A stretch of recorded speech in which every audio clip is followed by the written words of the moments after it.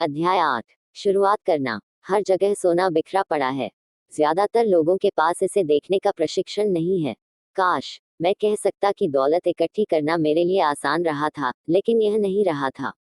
कैसे शुरू करूं? यह प्रश्न मुझसे अक्सर पूछा जाता है। प्रतिक्रिया में मैं उस विचार प्रक्रिया को बताता हूँ जिससे मैं हर दिन गुजरता हूँ। दरअसल बेहतरीन सौदे खोजना आसान है। यह मेरा वादा है। यह तो साइकिल चलाने जैसा होता है। थोड़े डगमगाने के बाद यह बहुत आसान बन जाता है, लेकिन पैसे के मामले में डगमगाहट के पार जाने के लिए आपको संकल्प की जरूरत होती है। यह एक व्यक्तिगत चीज है। लाखों करोड़ों डॉलर के जीवन में कभी कभार मिलने वाले सौदों को खोजने के लिए हमें अपनी वित्तीय प्रतिभा का आन करने की जरूरत होती है। मुझे यकीन है कि हम में से प्रत्येक के भीतर वित्तीय प्रतिभा होती है। समस्या यह है कि हमारी वित्तीय प्रतिभा सोई रहती है और जगाए जाने का इंतजार कर रही होती है। यह इसलिए सोई रहती है क्योंकि हमारी संस्कृति ने हमें यकीन दिला दिया है कि पैसे का प्रेम ही सभी बुराइयों की जड़ है। इसने हमें पेशा सीखने के लिए प्रोत्साहित किया है ताकि हम पैसे के लिए काम कर सकें, लेकिन इसने हमें यह नहीं सिखाया कि पैसे से अपने लिए काम कैसे कराएं। इसने हमें अपने वित्तीय भविष्य के बारे में चिंता नहीं करना सिखाया है, क्योंकि नौकरी के बाद रिटायर होने पर सरकार या कंपनी हमारी परवाह करेगी। बहरहाल, हमारी वित्तीय शिक्षा की इस कमी की कीमत हमारे बच्चों को चुकानी होगी, जो उसी स्कूल तंत्र में शिक्षित हो रहे हैं। संदेश अब भी यही है कि कड़ी मेहनत करो, पैसे कमाओ, खर्च करो और जब पैसे की कमी पड़े तो कर्ज ले लो। दुर्भाग्य से पाश्चात्य जगत के 90% लोग ऊपर बताए गए सिद्धांत पर चलते हैं। ऐसा सिर्फ इसलिए होता है क्योंकि नौकरी पाना और पैसे के लिए काम करना ज्यादा आसान होता है। यदि आप बहुसंख्यक लोगों में से एक नहीं हैं, तो मैं आपकी वित्तीय प्रतिभा को जगाने के लिए आगे दिए 10 कदम बताता हूँ। मैं आपको वही कदम बता रहा हूँ जिनका मैंने खुद अनुसरण किया है। अगर आप उनमें से कुछ का अनुसरण करना चाहते हैं तो बेहतरीन है। अगर आप उनका अनुसरण नहीं करना चाहते तो अपने खुद के कदम बना लें। आपकी वित्तीय प्रतिभा इतनी चतुर होती है कि यह अपनी स्वयं की सूची बना सकती है। जब मैं पेरू में था तो मैंने सोने की खुदाई करने वाले 45 साल के एक व्यक्ति से पूछा कि उसे इतना भरोसा क्यों है कि उसे सोने की खदान मिल ही जाएगी। उसने जवाब दिया, सोना हर जगह है। ज्यादातर लोगों के पास इसे देखने का प्रशिक्षण नहीं है। और मैं कहूंगा कि यह सच है। रियल एस्टेट में मैं बाहर निकलकर एक दिन में 4-5 बेहतरीन संभावित सौदे खोज सकता हूँ, जबकि आम आदमी को कुछ नहीं मिलेगा, भले ही हम दोनों एक ही इलाके में तलाश कर रहे हों। इसका कारण यह है कि उन्होंने अपनी वित्तीय प्रतिभा को विकसित करने में समय नहीं लगाया है। मैं आपको नीचे दिए 10 कदम बता रहा हूँ जिनके द्वारा आप अपनी ईश्वर प्रदत्त शक्तियों को विकसित कर सकते हैं, ऐसी शक्तियाँ जिन पर सिर्फ आपका नियंत्रण है। 1। वास्तविकता से बड़ा कारण खोजें, आत्मा की शक्ति। अगर आप ज्यादातर लोगों से पूछें कि क्या वे अमीर बनना या वित्तीय स्वतंत्रता पाना पसंद करेंगे तो वे हाँ कह देंगे, लेकिन फिर वास्तविकता हावी हो जाती है। सड़क बहुत लंबी नजर आती है और बहुत से पहाड़ भी दिखते हैं जिन्हें पार करना होगा। इसकी तुलना में यह ज्यादा आसान लगता है कि आप पैसे के लिए नौकरी करें और बचे हुए पैसे अपने ब्रोकर को थमा दें। मैं एक बार एक युवती से मिला जो तैराकी के लिए अमेरिकी ओलंपिक टीम में शामिल होने के सपने देख रही थी। हकीकत यह थी कि उसे हर सुबह 4 बजे उठना पड़ता था ताकि वह स्कूल जाने से पहले 3 घंटे तक तैर ले। शनिवार की रात को वह अपनी सहेलियों या मित्रों के साथ पार्टी नहीं मनाती थी। उसे हर एक की तरह पढ़ाई करके अपने परीक्षा परिणाम बेहतर करने होते थे। जब मैंने उससे पूछा कि उसकी अति मानवीय महत्वाकांक्षा और कुर्बानी को किस बात से बल मिलता था, तो उसका जवाब था, मैं इसे अपनी और अपने प्रियजनों की खातिर करती हूँ। यह प्रेम ही है जो मुझे बाधाओं और त्यागों के पार ले जाता है। कारण या उद्देश्य चाहता हूँ और नहीं चाहता हूँ का तालमेल है। जब लोग मुझसे पूछते हैं कि अमीर बनने की चाहत के पीछे मेरा कारण क्या है, तो मैं उन्हें बताता हूँ कि यह चाहता हूँ प्रबल इच्छाओं और नहीं चाहता हूँ घोर अनिच्छाओं का गहरा भावनात्मक संयोग है। मैं कुछ की सूची बताना चाहूंगा। पहले तो अनिच्छाओं, यानी नहीं चाहता हूँ कि, क्योंकि उन्हीं से मेरी इच्छाएं या चाहता हूँ उत्पन्न होते हैं। मैं सारी जिंदगी नौकरी नहीं करना चाहता था। मैं वह नहीं चाहता था जो मेरे माता पिता चाहते थे, यानी नौकरी की सुरक्षा और उपनगर में एक मकान। मुझे कर्मचारी बनना पसंद नहीं था। मुझे इस बात से कोफ्त होती थी कि मेरे डैडी मेरे फुटबॉल मैच देखने कभी नहीं आ पाते थे, क्योंकि वे अपना करियर बनाने में बहुत व्यस्त रहते थे। मुझे इस बात से नफरत थी कि मेरे डैडी ने जिंदगी भर कड़ी मेहनत की और उनकी मृत्यु पर सरकार ने उनकी कमाई का ज्यादातर हिस्सा ले लिया, जिसकी खातिर उन्होंने मेहनत की थी। अपनी मृत्यु पर वे अपने वारिसों को कुछ भी नहीं दे पाए, जिसकी खातिर उन्होंने इतनी कड़ी मेहनत की थी। अमीर लोग ऐसा नहीं करते। वे कड़ी मेहनत करते हैं और अपनी दौलत वारिसों के लिए छोड़ जाते हैं। अब चाहता हूँ, या इच्छाओं की बारी है। मैं दुनिया घूमने और अपनी पसंदीदा जीवन शैली में जीने के लिए स्वतंत्र होना चाहता हूँ। और यह सब मैं युवावस्था में ही कर लेना चाहता हूँ। मैं आज़ाद रहना चाहता हूँ। मैं अपने समय और जीवन पर अपना नियंत्रण चाहता हूँ। मैं चाहता हूँ कि पैसा मेरे लिए काम करे। ये मेरे गहरे भावनात्मक कारण हैं। आपके कौन से हैं? अगर वे पर्याप्त शक्तिशाली नहीं हैं, तो रास्ते में आने वाली वास्तविकता आपके कारणों पर भारी पड़ सकती है। मैंने कई बार पैसे गंवाए हैं और राह में कई आफतें उठाई हैं, लेकिन गहरे भावनात्मक कारणों की बदौलत में दोबारा उठ खड़ा हुआ और आगे बढ़ने लगा। मैं 40 साल की उम्र तक स्वतंत्र होना चाहता था, लेकिन रास्ते में कई सिखाने वाले अनुभवों के कारण मैं 47 साल की उम्र में ही स्वतंत्र हो पाया। जैसा मैंने कहा था, काश मैं कह सकता कि यह आसान रहा था। यह नहीं रहा था, लेकिन यह उतना मुश्किल भी नहीं था। मैंने यह सीखा है कि प्रबल कारण या उद्देश्य के बिना जिंदगी में हर चीज मुश्किल होती है। यदि आपके पास कोई प्रबल कारण नहीं है, तो आगे बढ़ने में कोई समझदारी नहीं है। आपको यह बहुत मेहनत भरा लगेगा। 2. दैनिक विकल्प चुने, चयन की शक्ति। विकल्प ही वह प्रमुख कारण है जिसकी वजह से लोग किसी स्वतंत्र देश में रहना चाहते हैं। हम विकल्प चुनने की शक्ति चाहते हैं।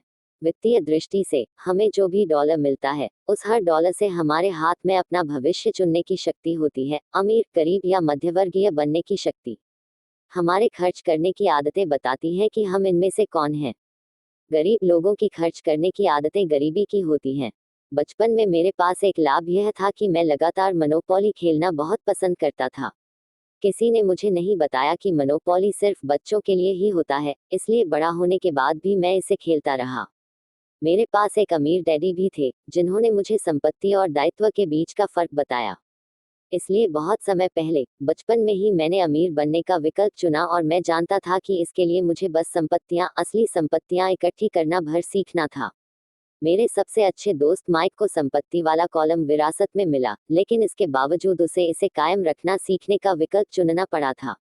कई अमीर परिवार अगली पीढ़ी में अपनी संपत्तियां सिर्फ इसलिए गंवा देते हैं क्योंकि किसी को भी उनकी संपत्तियों की रक्षा करने के लिए प्रशिक्षित नहीं किया जाता। अधिकतर लोग अमीर नहीं बनने का विकल्प चुनते हैं। 90% लोग अमीर बनने को बहुत झंझट भरा काम मानते हैं। इसलिए वे ऐसी कहावतों का आविष्कार करते हैं, मेरी पैसे में कोई रुचि नहीं है, मैं कभी अमीर नहीं बन पाऊंगा, मुझे चिंता करने की कोई जरूरत नहीं है, मैं अब भी युवा हूँ।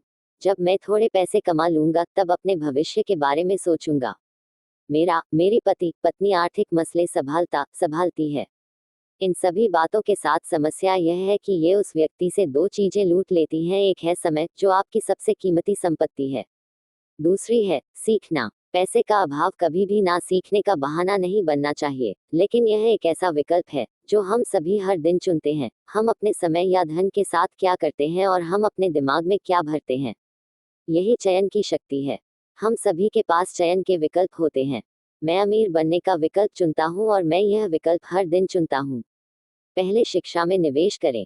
वास्तव में आपके पास जो एकमात्र सच्ची संपत्ति है, वह है आपका मस्तिष्क, जो आपका सबसे शक्तिशाली यंत्र है। हम में से हर व्यक्ति के पास विकल्प होता है कि होश संभालने के बाद हम अपने मस्तिष्क में क्या डालें। आप टीवी देख सकते हैं, गोल्फ पत्रिकाएं पढ़ सकते हैं, सिरेमिक्स क्लास जा सकते हैं या फिर वित्तीय नियोजन की क्लास में भी जा सकते हैं। विकल्प आप चुनते हैं।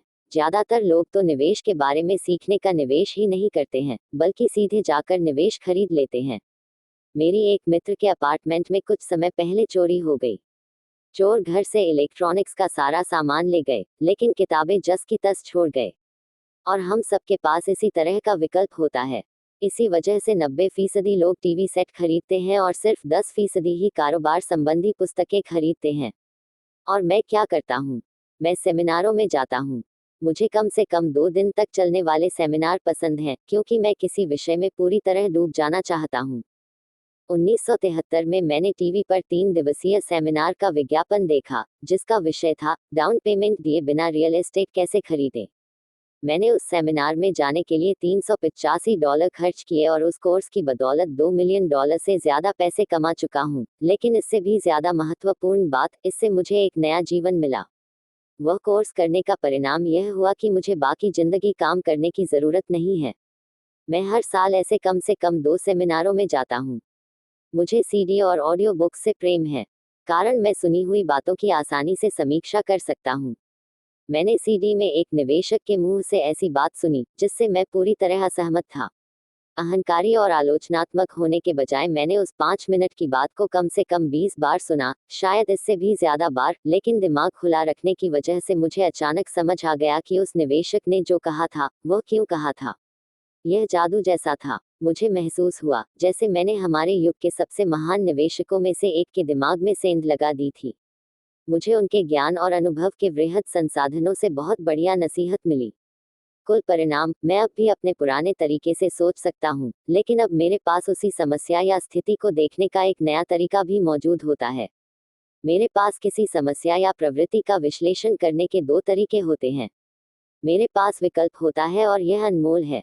आज मैं अक्सर कहता हूँ, डोनाल्ड ट्रंप या वॉरेन बफे या जॉर्ज सोरोस इसे कैसे करेंगे। उनकी वृहद मानसिक शक्ति तक पहुंचने का मेरे पास बस यही तरीका है कि मैं इतना विनम्र बन जाऊं कि उनकी कही या लिखी बातें सुनूं या पढ़ूं। अहंकारी या आलोचनात्मक लोग प्रायः कम आत्मसम्मान वाले लोग होते हैं, जो जोखिम लेने से घबराते हैं। ऐसा इसलिए है क्योंकि नई चीज सीखने के बाद उसे पूरी तरह समझने के लिए आपको गलतियां करने की जरूरत होती है। अगर आपने यहाँ तक पढ़ लिया है तो यह बात तो तय है कि अहंकार आपकी समस्या नहीं है। अहंकारी लोग शायद ही कभी विशेषज्ञों की बात सुनते या पढ़ते हैं। उन्हें इसकी जरूरत ही क्या है। वे सृष्टि के केंद्र हैं। बहुत सारे बुद्धिमान लोग हैं जो नया विचार सामने आने पर बहस करने या अपनी रक्षा करने में जुट जाते हैं, अगर वह नया विचार उनके सोचने के तरीके से अलग हो। इस मामले में उनकी तथाकथित बुद्धिमानी और उनका अहंकार मिलकर अज्ञान के बराबर होता है। हम सभी ऐसे लोगों को जानते हैं जो उच्च शिक्षित हैं या खुद को चतुर मानते हैं, लेकिन उनकी बैलेंस शीट एक अलग ही तस्वीर दिखाती है। सचमुच बुद्धिमान व्यक्ति नए विचारों का स्वागत करता है, क्योंकि नए विचार पहले के विचारों के साथ मिलकर अद्भुत संयोग बना सकते हैं। सुनना बोलने से ज्यादा महत्वपूर्ण होता है। अगर यह सच नहीं होता तो ईश्वर ने हमें 2 कान और सिर्फ एक मुंह नहीं दिया होता। बहुत सारे लोग नए विचारों और संभावनाओं को ग्रहण करने के लिए सुनते ही नहीं हैं। इसके बजाय वे अपने मुंह का इस्तेमाल करके सोचते हैं। वे सवाल पूछने के बजाय बहस करते हैं। मैं अपनी दौलत के बारे में दीर्घकालीन दृष्टिकोण रखता हूँ। मैं फटाफट अमीर बनो वाली मानसिकता का पक्षधर नहीं हूँ, जो प्रायः लॉटरी खेलने वालों या कसिनो के जुआरियों की होती है। मैं शेयर खरीदता बेचता हूँ, लेकिन शिक्षा के मामले में मेरा दृष्टिकोण दूरगामी है। अगर आप कोई हवाई जहाज उड़ाना चाहते हैं तो मेरी सलाह है कि ऐसा करने से पहले उसे उड़ाने का प्रशिक्षण ले लें। मैं हमेशा उन लोगों को देखकर सदमे में आ जाता हूँ जो शेयर या रियल एस्टेट खरीदने लगते हैं, लेकिन अपनी सबसे बड़ी संपत्ति यानी अपने दिमाग में कभी निवेश ही नहीं करते। याद रखें, सिर्फ 1-2 मकान खरीद लेने से ही आप रियल एस्टेट के विशेषज्ञ नहीं बन जाते। 3. मित्र सावधानी से चुने। मित्रता की शक्ति। सबसे पहले तो मैं यह बता देना चाहता हूँ कि मैं अपने मित्र उनकी दौलत के आधार पर नहीं चुनता हूँ। मेरे ऐसे भी दोस्त हैं जिन्होंने दरअसल गरीबी में जीने की कसम खा रखी है, और ऐसे दोस्त भी हैं जो हर साल लाखों करोड़ों कमाते हैं। मुद्दे की बात यह है कि मैं उन सभी से सीखता हूँ। देखिए, मैं मानता हूँ कि मैंने अमीर लोगों को मित्र बनाने की कोशिश की है, लेकिन मैं उनके पैसे के पीछे नहीं था, बल्कि मैं तो उनके ज्ञान के पीछे था। कुछ मामलों में अमीर लोग मेरे अच्छे दोस्त बन गए। मैंने गौर किया है कि मेरे अमीर मित्र पैसों के बारे में बातचीत करते हैं।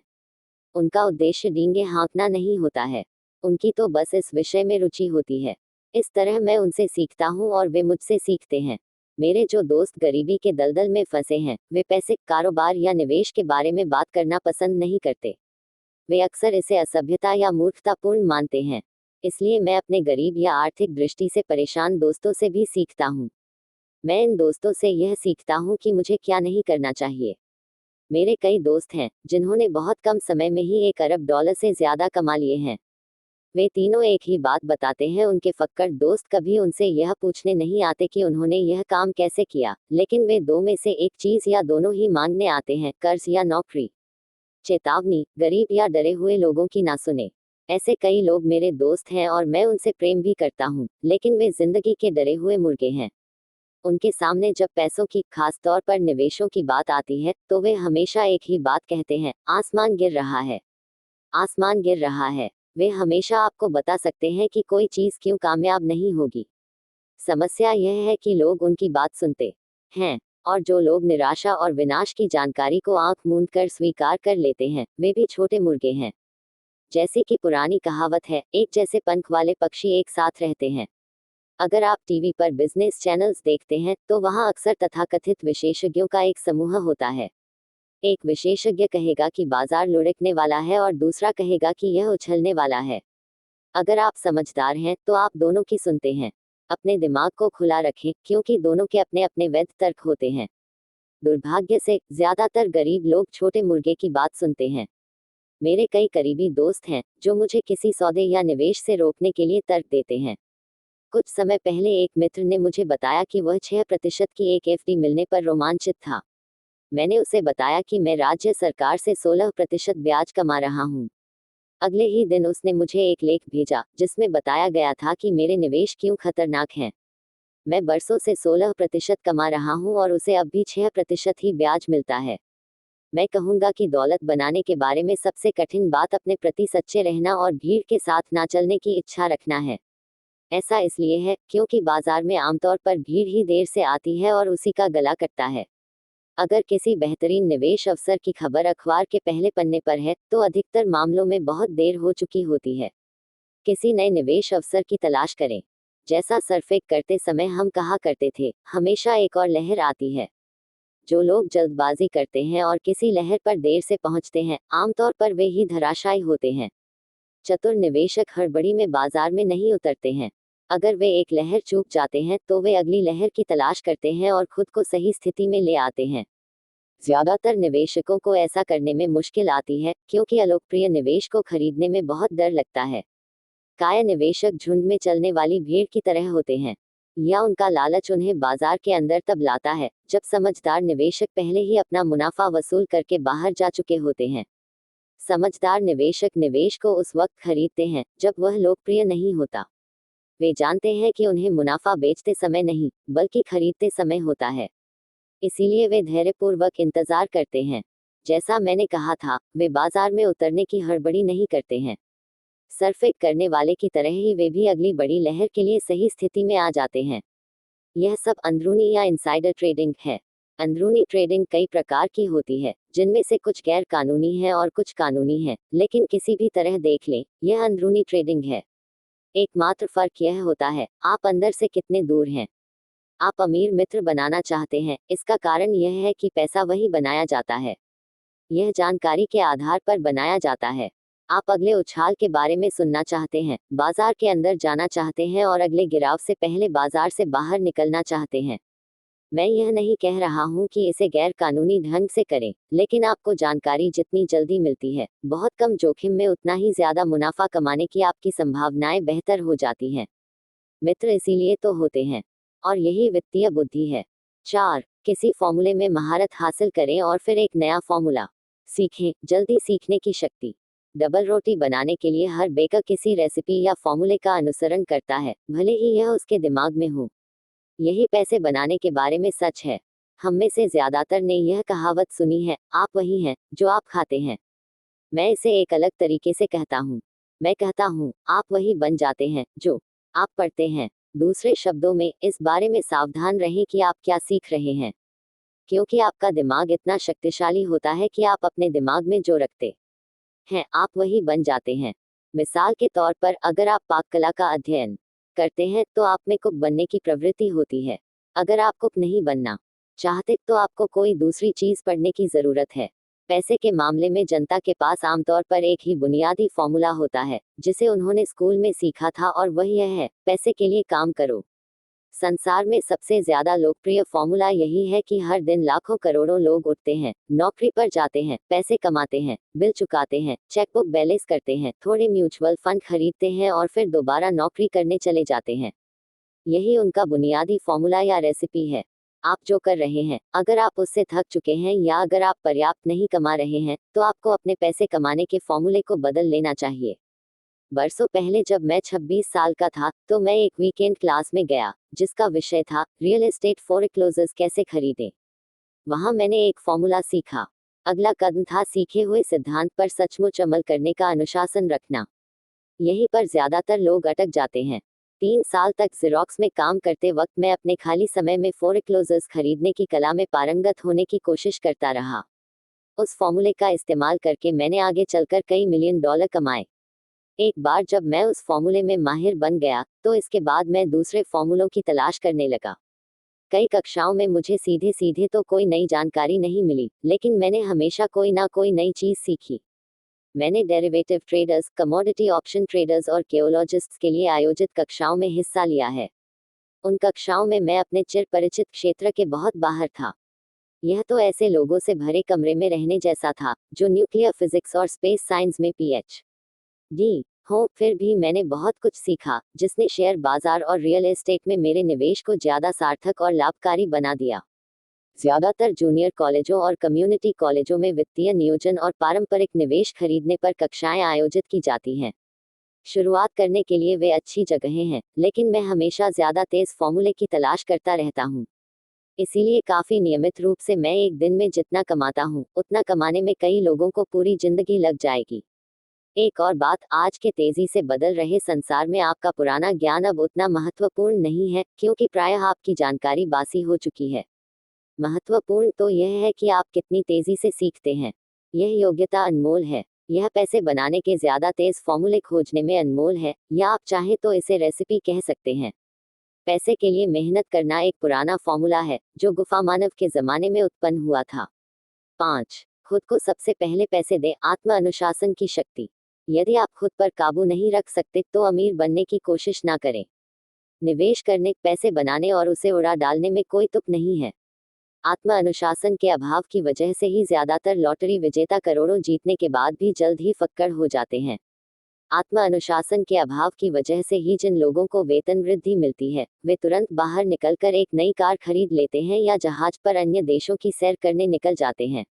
यह कहना मुश्किल है कि मेरे 10 कदमों में कौन सा कदम सबसे ज्यादा महत्वपूर्ण है, लेकिन यदि यह आप में पहले से ही मौजूद ना हो तो इस कदम में माहिर बनना शायद सबसे मुश्किल है। मैं तो यहाँ तक कहूँगा कि अनुशासन की कमी ही वह सबसे बड़ा कारण है जो लोगों को अमीरों, गरीबों और मध्यवर्गीय लोगों में पृथक करता है। सरल भाषा में कहा जाए तो जिन लोगों का आत्मसम्मान कम होता है और जिनमें वित्तीय दबाव सहने की शक्ति कम होती है, वे कभी अमीर नहीं बन सकते। जैसा मैं कह चुका हूँ, अपने अमीर डैडी से मैंने यह सबक सीखा था कि संसार आपको इधर उधर धक्के मारेगा। संसार लोगों को चारों तरफ धक्के मारता है, इसलिए नहीं क्योंकि दूसरे लोग दबंग हैं, बल्कि इसलिए क्योंकि आप में आंतरिक नियंत्रण और अनुशासन का अभाव होता है। जिन लोगों में आंतरिक सहन शक्ति की कमी होती है, वे अक्सर आत्म अनुशासन वाले लोगों के शिकार हो जाते हैं। मैं जिन उद्यमी कक्षाओं में सिखाता हूँ, उनमें मैं लोगों को लगातार याद दिलाता हूँ कि वे अपने प्रोडक्ट, सेवा या सॉफ्टवेयर पर नहीं, बल्कि प्रबंधन योग्यताएं बढ़ाने पर ध्यान केंद्रित करें। अपना खुद का कारोबार शुरू करने के लिए प्रबंधन की 3 सबसे महत्वपूर्ण योग्यताएं ये हैं। 1. कैश फ्लो का प्रबंधन। 2. लोगों का प्रबंधन। 3. व्यक्तिगत समय का प्रबंधन। मैं कहूँगा कि इन तीनों का प्रबंधन करने की योग्यताएं सिर्फ उद्यमियों के लिए नहीं, बल्कि एक व्यक्ति या परिवार, कारोबार, परोपकारी संगठन, शहर या देश के हिस्से के रूप में आप अपना जीवन किस तरह जीते हैं, ये तीनों उसमें भी मायने रखती हैं। ये सभी योग्यताएं आत्म अनुशासन में महारत हासिल करने से बढ़ती हैं। मैं खुद को सबसे पहले पैसे दे कथन को हल्के में नहीं लेता हूँ। खुद को सबसे पहले पैसे दे, यह कथन जॉर्ज क्लासन की पुस्तक the richest man in Babylon से लिया गया है। इस पुस्तक की लाखों प्रतियां बिक चुकी हैं। हालांकि लाखों लोग इस शक्तिशाली कथन को दोहराते हैं, लेकिन बहुत कम इस सलाह पर चलते हैं। जैसा मैंने कहा था, वित्तीय साक्षरता इंसान को अंक पढ़ने की योग्यता प्रदान करती है और अंक पूरी कहानी बता देते हैं। किसी व्यक्ति के इनकम स्टेटमेंट और बैलेंस शीट को देखकर मैं तुरंत देख सकता हूं कि जो लोग खुद को सबसे पहले पैसे दें शब्द बोलते हैं, क्या वे सचमुच उस पर अमल करते हैं। एक तस्वीर 1000 शब्दों जितनी मूल्यवान होती है। इसलिए आइए उन लोगों के फाइनेंशियल स्टेटमेंट्स की समीक्षा करते हैं जो खुद को सबसे पहले पैसे देते हैं, और उन लोगों की भी जो ऐसा नहीं करते हैं। जो लोग खुद को सबसे पहले पैसे देते हैं, रेखाचित्रों का अध्ययन करें और देखें कि क्या आप कोई फर्क देख सकते हैं।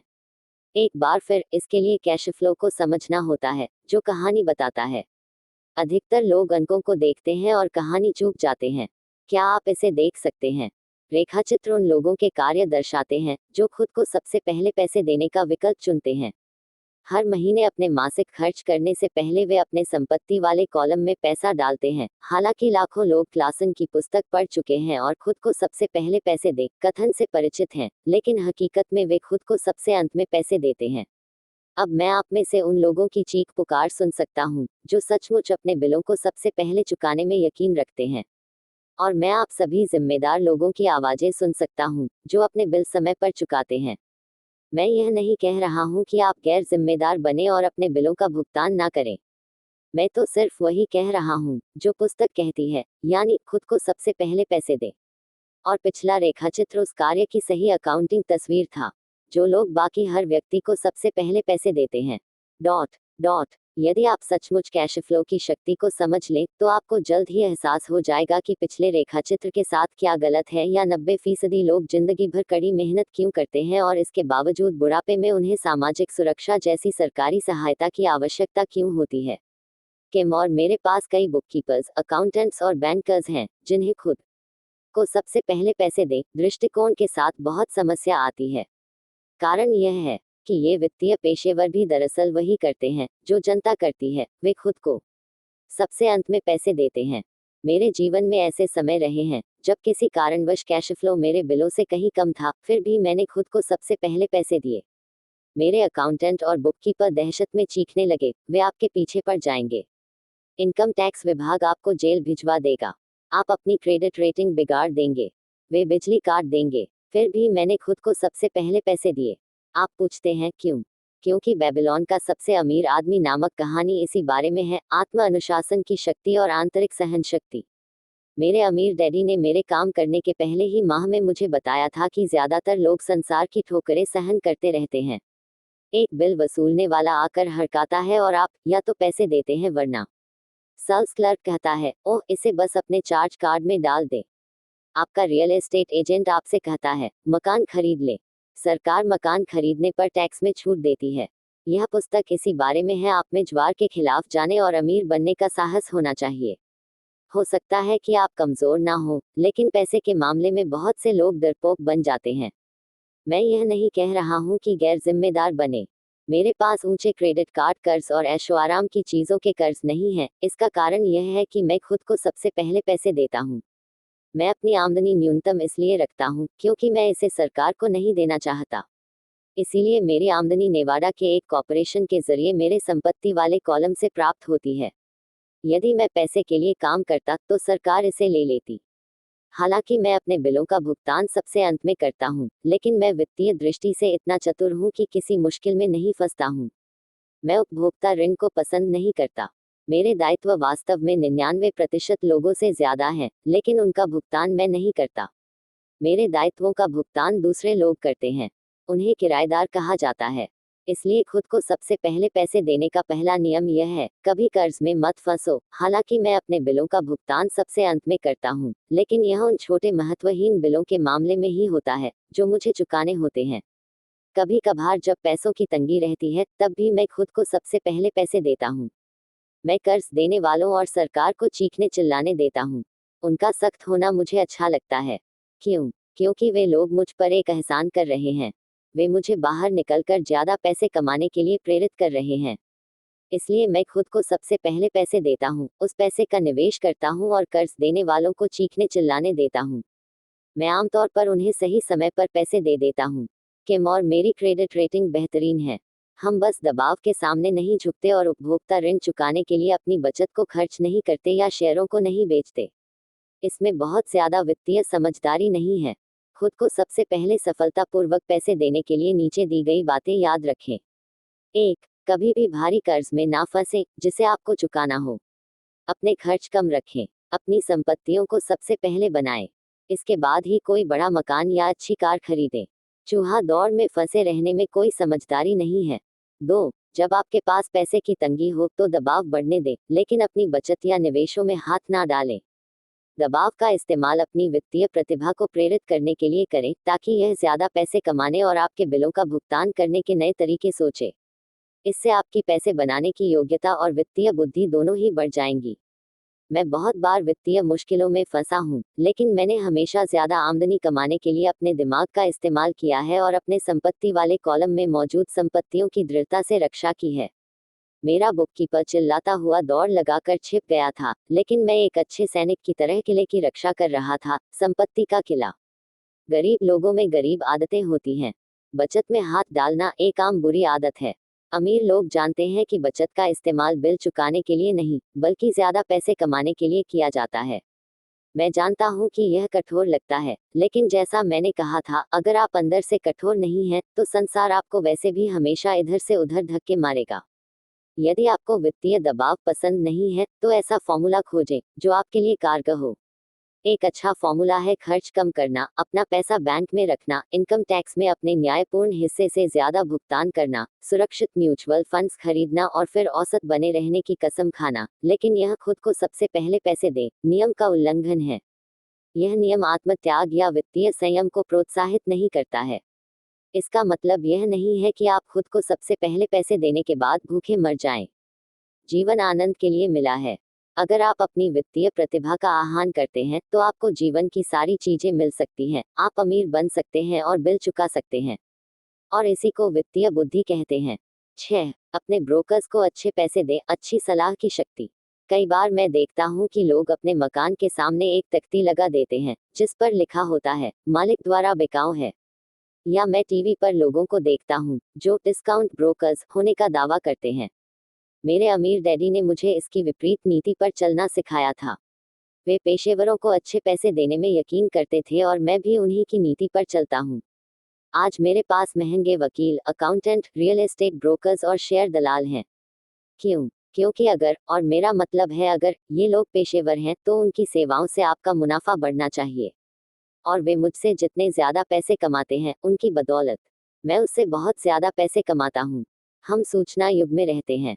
सूचना बेशकीमती है। एक अच्छा ब्रोकर आपको जानकारी देगा, लेकिन साथ ही वह आपको शिक्षित करने के लिए समय भी देगा। मेरे कई ब्रोकर्स मेरे लिए यह करते हैं। कुछ ने मुझे तब सिखाया था जब मेरे पास बहुत कम पैसा था या बिल्कुल भी नहीं था। मैं आज भी उनके साथ हूँ। मैं किसी ब्रोकर को जितना पैसा देता हूँ, उसकी जानकारी पर मैं उससे बहुत ज्यादा पैसे कमा लेता हूँ। इसलिए मुझे यह बात अच्छी लगती है जब मेरा रियल एस्टेट ब्रोकर या स्टॉक ब्रोकर बहुत से पैसे कमाता है, क्योंकि आमतौर पर इसका मतलब यह होता है कि मैंने भी बहुत सारे पैसे कमाए हैं। एक अच्छा ब्रोकर मेरे लिए पैसे तो कमाता ही है, इसके अलावा वह मेरा समय भी बचाता है, जैसे तब जब मैंने वह खाली जमीन $9,000 में खरीदी और उसे तुरंत $25,000 में बेच दिया, ताकि मैं अपनी पॉश कार ज्यादा जल्दी खरीद सकूं। ब्रोकर्स बाजार में मेरी आंख कान हैं। वे हर दिन मैदान में रहते हैं, इसलिए वहां मेरे रहने की जरूरत नहीं पड़ती। इसके बजाय मैं तो गोल्फ खेलना पसंद करूंगा। जो लोग अपना मकान खुद बेचते हैं, शायद वे अपने समय को ज्यादा कीमती नहीं मानते हैं। मैं कुछ पैसे बचाने के चक्कर में अपना समय क्यों खराब करूं, जबकि मैं उस समय का उपयोग ज्यादा पैसे बनाने या अपने प्रियजनों के साथ गुजारने में कर सकता हूं। मुझे यह बहुत मजेदार लगता है कि कई गरीब और मध्यवर्गीय लोग रेस्तरां में खराब सेवा के बावजूद वेटर को 15-20% टिप देते हैं, लेकिन ब्रोकर को 3 से 7% चुकाने में शिकायत करते हैं। वे व्यय वाले कॉलम में लोगों को टिप देकर खुश होते हैं और संपत्ति वाले कॉलम में लोगों को टिप देने से कतराते हैं। इसमें तो वित्तीय समझदारी नहीं है। याद रखें, सभी ब्रोकर एक जैसे नहीं होते। दुर्भाग्य से ज्यादातर ब्रोकर सिर्फ सेल्स पीपल होते हैं। वे रियल एस्टेट बेचते तो हैं, लेकिन उनके खुद के पास कोई रियल एस्टेट नहीं होती, या होती भी है तो बहुत थोड़ी। मकान बेचने वाले और निवेश बेचने वाले में बहुत बड़ा फर्क होता है। यही शेयर, बॉन्ड, म्यूचुअल फंड और बीमे के ब्रोकर्स के बारे में सच है, जो खुद को वित्तीय नियोजक कहते हैं। जब मैं इस तरह के किसी भुगतान पाने वाले पेशेवर व्यक्ति से बातचीत करता हूँ, तो मैं पहले पता लगाता हूँ कि उसके खुद के पास कितनी जायदाद या शेयर हैं और वह कितने फीसदी टैक्स देता है। और यह मेरे टैक्स वकील तथा अकाउंटेंट पर भी लागू होता है। मेरा एक अकाउंटेंट है जो अपने खुद के काम पर ध्यान केंद्रित करता है। उसका पेशा अकाउंटिंग है, लेकिन उसका काम रियल एस्टेट है। इससे पहले मेरे पास एक अकाउंटेंट था जो एक छोटे कारोबार का अकाउंटेंट था, लेकिन उसके पास कोई रियल एस्टेट नहीं थी। मैंने अकाउंटेंट बदल लिया क्योंकि हम एक ही कारोबार से प्रेम नहीं करते थे। ऐसा ब्रोकर खोजें जो आपके सर्वश्रेष्ठ हित में काम करे। कई ब्रोकर्स आपको शिक्षित करने में समय लगाएंगे और वे आपके लिए सबसे अच्छी संपत्ति साबित हो सकते हैं। बस उदार रहें और उनमें से ज्यादातर आपके प्रति उदार रहेंगे। अगर आप उनके कमीशन में कटौती करने के बारे में ही सोचते रहेंगे तो फिर वे आपकी ज्यादा मदद क्यों करेंगे। यह सरल सा तर्क है। जैसा मैंने पहले कहा था, प्रबंधन की एक योग्यता लोगों का प्रबंधन करना है। कई लोग सिर्फ उन्हीं लोगों का प्रबंधन कर पाते हैं जो उनसे कम चतुर हों और जिन पर उनकी शक्ति हो।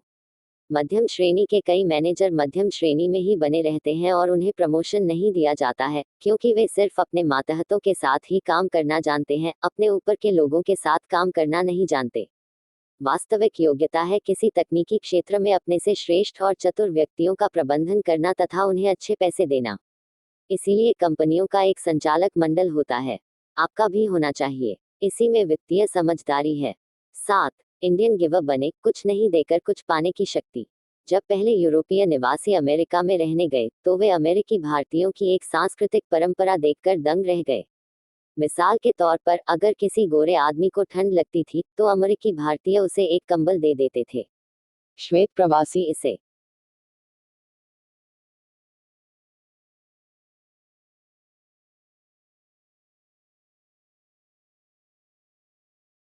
उपहार मान लेता था और जब अमेरिकी भारतीय कंबल वापस मांगता था तो उसे अक्सर बुरा लग जाता था।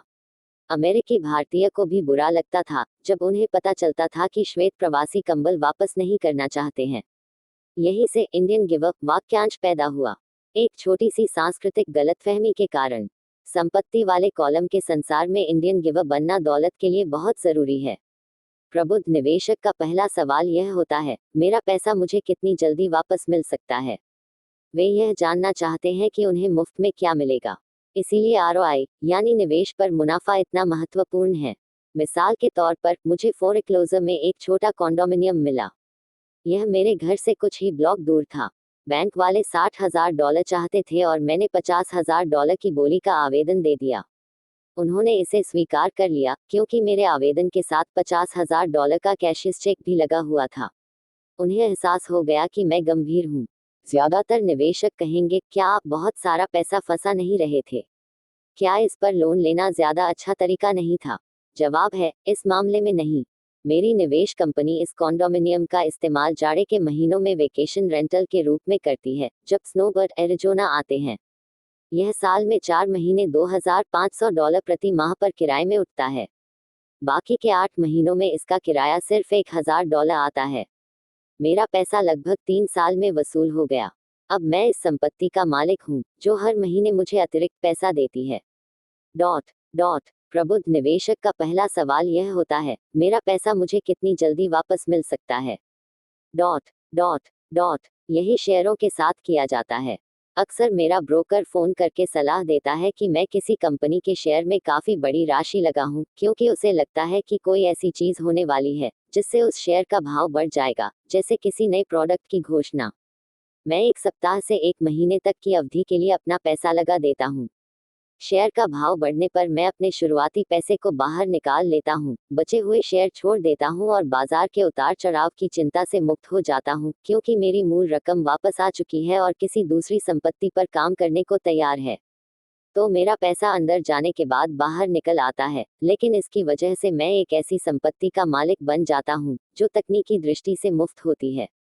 यह सच है कि मैंने कई मौकों पर पैसे का नुकसान भी झेला है, लेकिन मैं उतने ही पैसों से खेलता हूँ जिसके नुकसान को मैं झेल सकता हूँ। मैं कहूँगा कि औसतन 10 निवेशों में मैं 2-3 पर छक्के मार लेता हूँ, जबकि 5-6 में कुछ नहीं होता और 2-3 में घाटा हो जाता है, लेकिन मैं अपने नुकसान सिर्फ उसी पैसे तक सीमित कर लेता हूँ जो उस वक्त लगे होते हैं।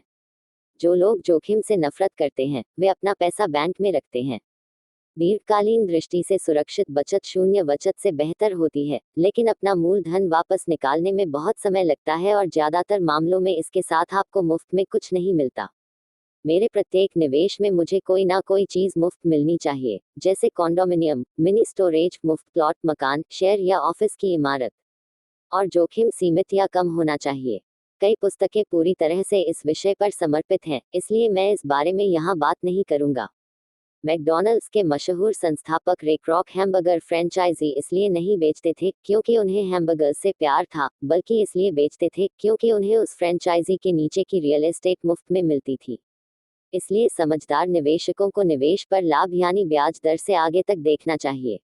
उन्हें यह देखना चाहिए कि मूलधन वापस निकालने पर उन्हें कौन सी संपत्तियां मुफ्त मिलती हैं। यही वित्तीय बुद्धि है। 8 विलासिताएं खरीदने के लिए संपत्तियों का इस्तेमाल करें। एकाग्रता की शक्ति। एक दोस्त का बेटा बहुत खर्चीला था और ऐसा लगता था जैसे वह अपनी जेब में छेद कर रहा हो। 16 साल की उम्र में ही वह अपनी खुद की कार चाहता था। बहाना, सभी मित्रों के माता पिता ने अपने बच्चों को कार खरीद कर दी है। लड़का अपनी बचत में से पैसे निकाल कर कार का डाउन पेमेंट देना चाहता था। उसके पिता ने मुझे फोन किया और फिर सलाह लेने के लिए मुझसे मिलने आए। क्या आप सोचते हैं कि मुझे उसे ऐसा करने देना चाहिए, या मैं भी दूसरे पिताओं की तरह उसे कार खरीद कर दे दूं? मैंने जवाब दिया, इससे कुछ समय के लिए तो दबाव कम हो जाएगा, लेकिन भविष्य के लिए वह कौन सा सबक सीखेगा? क्या आप कार का मालिक बनने की उसकी इस इच्छा का इस्तेमाल करके उसे कुछ सीखने के लिए प्रेरित कर सकते हैं? अचानक उसके दिमाग की बत्ती जल गई और वह तेजी से घर चला गया। 2 महीने बाद मैं अपने मित्र से दोबारा मिला। मैंने पूछा, क्या आपके बेटे को नई कार मिल गई? नहीं, उसे नहीं मिली, लेकिन मैंने उसे कार के लिए $3000 दे दिए। मैंने उससे कहा कि वह अपने कॉलेज मनी के बजाय मेरे पैसों का इस्तेमाल करे। वाह, यह तो आपकी उदारता है, मैंने कहा। दरअसल ऐसा कुछ नहीं है। पैसे के साथ एक शर्त जुड़ी है। शर्त क्या है? मैंने पूछा। देखिए, सबसे पहले तो हमने आपका कैश फ्लो गेम खेला, फिर हमने पैसे के समझदारीपूर्ण उपयोग के बारे में लंबी बातचीत की। उसके बाद मैंने उसे द वॉल स्ट्रीट जर्नल की सदस्यता दिला दी और शेयर बाजार पर कुछ पुस्तकें भी दिला दी। फिर क्या हुआ? मैंने पूछा। शर्त क्या थी? मैंने उससे कहा कि वे $3000 उसके थे, लेकिन वह उस पैसे से सीधे कार नहीं खरीद सकता था। वह इसका इस्तेमाल किसी शेयर ब्रोकर को खोजने और शेयर खरीदने बेचने में कर सकता था। एक बार जब वह उस $3000 को 6000 कर लेगा, तो फिर वह उसमें से कार खरीद सकता है और बाकी का $3000 उसके कॉलेज फंड में चला जाएगा। और परिणाम क्या हुआ? मैंने पूछा। देखिए, अपने शेयर व्यापार में वह शुरुआत में तो खुशकिस्मत रहा, लेकिन कुछ दिनों बाद काफी रकम गंवा दी, फिर उसकी सच्ची रुचि जागी। आज मैं कहूंगा कि उसके $2000 कम हो चुके हैं, लेकिन उसकी दिलचस्पी आसमान छू रही है। उसने मेरी खरीद कर दी हुई सारी पुस्तकें पढ़ ली हैं और वह अधिक पुस्तकें लाने के लिए लाइब्रेरी जाता है।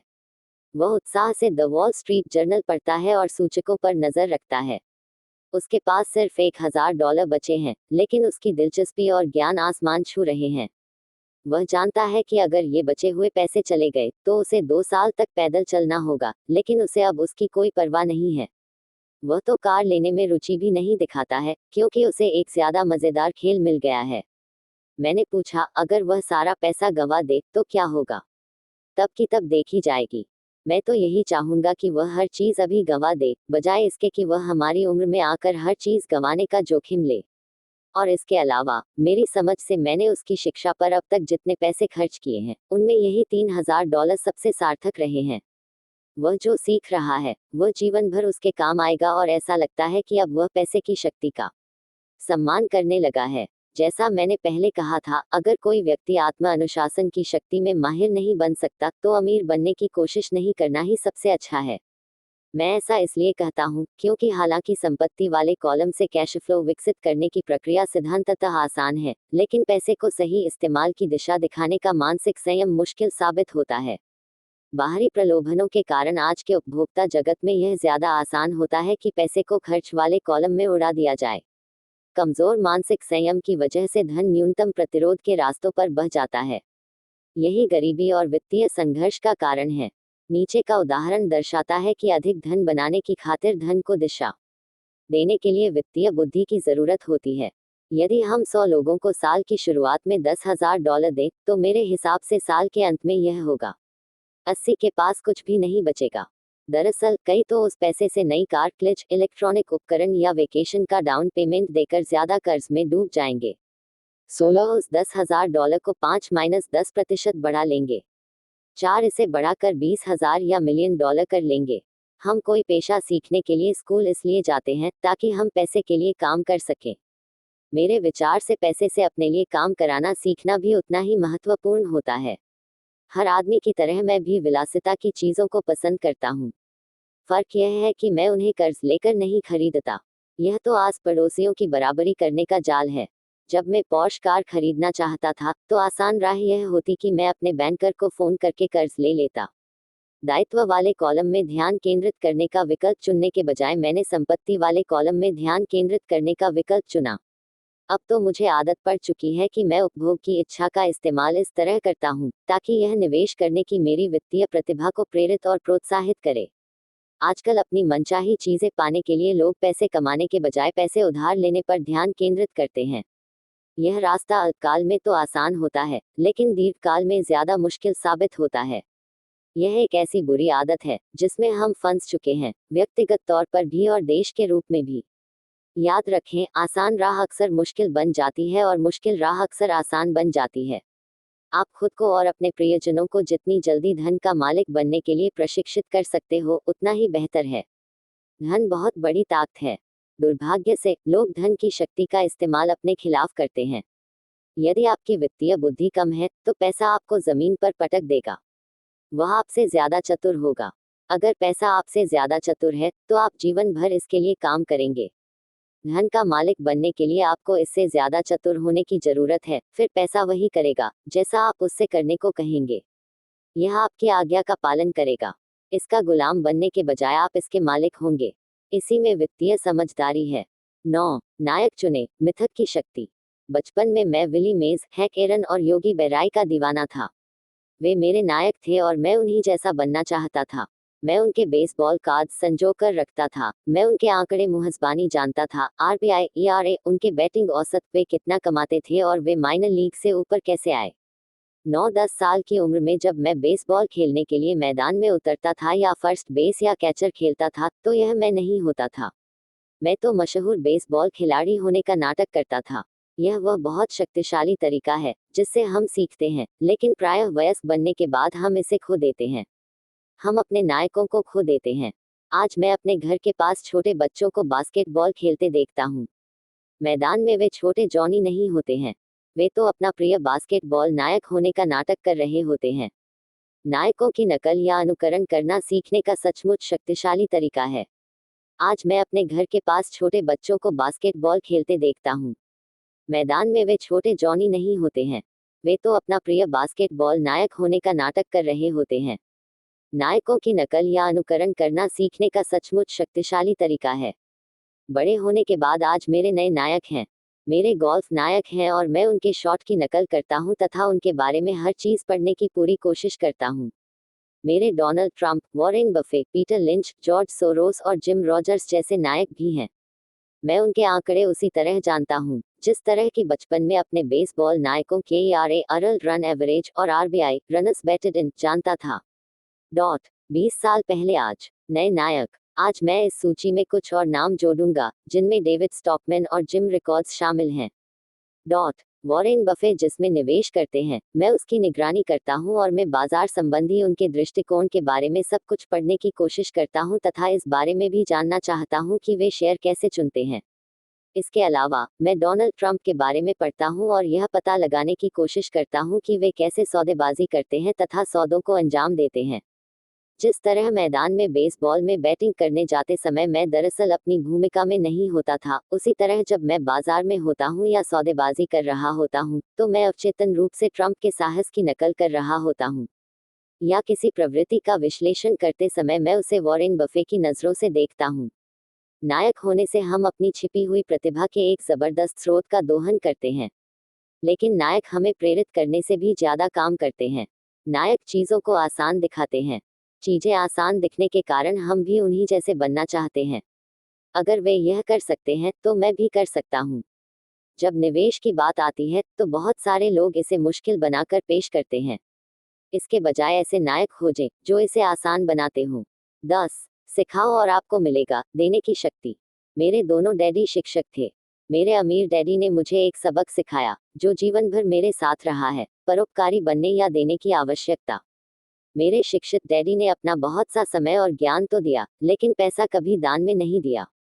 वे आमतौर पर कहते थे कि जब उनके पास थोड़ा अतिरिक्त पैसा आ जाएगा तब वे दान देंगे, लेकिन जाहिर है उनके पास शायद ही कभी अतिरिक्त पैसा आया। मेरे अमीर डैडी शिक्षा के साथ साथ पैसे भी दान देते थे। वे टाइदिंग या दशमांश दान में दृढ़ता से यकीन करते थे। वे हमेशा कहते थे, अगर आपको कुछ चाहिए तो आपको इसे पहले देने की जरूरत है। जब उनके पास पैसे की कमी रहती थी तब भी वे अपने चर्च या अपनी पसंदीदा परोपकारी संस्था को पैसे दान में देते थे। अगर मैं आपके साथ केवल एक ही विचार छोड़ सकूं तो वह विचार यही होगा, जब भी आप किसी चीज की कमी या जरूरत महसूस करें तो आप अपनी मनचाही चीज पहले दे दें और इसके बाद यह ढेर सारी होकर आपके पास लौटेगी। यह पैसे, मुस्कान, प्रेम या मित्रता किसी भी चीज के बारे में सच है। मैं जानता हूं कि अक्सर इंसान इस काम को सबसे अंत में ही करना चाहेगा, लेकिन मैं यह बताना चाहूंगा कि इससे मुझे हमेशा फायदा हुआ है। मेरा विश्वास है कि आदान प्रदान का सिद्धांत सच है, इसलिए मैं वही चीज देता हूँ जो मैं पाना चाहता हूँ। मैं पैसे चाहता हूँ, इसलिए मैं पैसे देता हूँ और यह कई गुना होकर लौटता है। मैं बिक्री चाहता हूँ, इसलिए मैं कोई चीज बेचने में किसी दूसरे की मदद करता हूँ और मेरी भी बिक्री बढ़ जाती है। मैं संपर्क बनाना चाहता हूँ, इसलिए मैं संपर्क बनाने में किसी दूसरे की मदद करता हूँ। जादू की तरह मेरे संपर्क भी बढ़ जाते हैं। मैंने बरसों पहले यह कहावत सुनी थी, ईश्वर को पाने की जरूरत नहीं है, लेकिन इंसान को देने की जरूरत है। मेरे अमीर डैडी अक्सर कहते थे, गरीब लोग अमीरों से ज्यादा लालची होते हैं। वे स्पष्ट करते थे कि अगर कोई आदमी अमीर है तो इसका मतलब है कि वह दूसरों को कोई मनचाही चीज प्रदान कर रहा था। मेरे जीवन में जब भी मैंने खुद को जरूरतमंद या पैसे की कमी या मदद की कमी महसूस करते पाया है तो मैंने अपने दिल को टटोला कि मैं क्या चाहता हूँ और फिर मैंने उसे पहले देने का फैसला किया। और जब जब मैंने दिया, यह हमेशा मेरे पास लौट कर आया। इससे मुझे एक कहानी याद आती है। एक आदमी जाड़े की ठंडी रात में जलाओ लकड़ी हाथ में लेकर बैठा था। वह अंगीठी से चिल्लाकर कह रहा था, जब तुम मुझे थोड़ी गर्मी दोगी तब मैं तुम में लकड़ी डालूंगा। चाहे बात पैसे, प्रेम, खुशी, बिक्री या संपर्कों की हो, इंसान को बस यही याद रखने की जरूरत है कि अपनी मनचाही चीज पाने के लिए उसे पहले देना होगा। मैं क्या चाहता हूँ और मैं इसे किसी दूसरे को कैसे दे सकता हूँ, अक्सर यह सोचने भर से ही वरदानों की बौछार शुरू हो जाती है। जब भी मैं महसूस करता हूँ कि लोग मेरी तरफ देखकर नहीं मुस्करा रहे हैं तो मैं मुस्कराने लगता हूँ और हेलो कहने लगता हूँ। जादू की तरह मेरे आसपास अचानक बहुत से मुस्कराने वाले लोग जमा हो जाते हैं। यह सच है कि आपका संसार आपका ही आईना होता है। इसीलिए मैं कहता हूँ, सिखाओ और आपको मिलेगा। मैंने पाया है कि सीखने की इच्छा रखने वाले लोगों को मैं जितना ज्यादा सिखाता हूँ, मैं भी उतना ही ज्यादा सीखता हूँ। अगर आप धन के बारे में सीखना चाहते हो तो इसे किसी दूसरे को सिखाएं। ऐसा करने पर आपके दिमाग में नए विचारों और फॉर्मूलों का सैलाब आ जाएगा। ऐसे समय रहे हैं जब मैंने दिया तो था, लेकिन कुछ वापस नहीं लौटा या जो मुझे मिला वो नहीं था जो मैं चाहता था। ऐसे मौकों पर गहरे निरीक्षण और आत्म अवलोकन के बाद मैंने पाया कि मैं इन प्रकरणों में देने के लिए नहीं, बल्कि पाने के लिए दे रहा था। मेरे डैडी ने शिक्षकों को सिखाया, इसलिए वे बेहतरीन शिक्षक बन गए। मेरे अमीर डैडी हमेशा युवाओं को कारोबार करने का तरीका सिखाते थे। पीछे पलटकर देखने पर मैं पाता हूँ कि अपने ज्ञान को उदारता से बांटने की वजह से ही वे ज्यादा चतुर बने। इस संसार में ऐसी शक्तियां हैं जो हमसे बहुत ज्यादा चतुर हैं। आप वहां अपने दम पर पहुंच सकते हैं, लेकिन उन शक्तियों की मदद से यह काम कहीं अधिक आसान हो जाता है। इसके लिए आपको तो बस इतना ही करना है कि आप उदार रहें और वे शक्तियों भी आपके प्रति उदार रहेंगी। Thank you everyone. वीडियो को लाइक और चैनल को सब्सक्राइब करना नहीं भूले। हम मिलते हैं नेक्स्ट वीडियो में। Thanks again.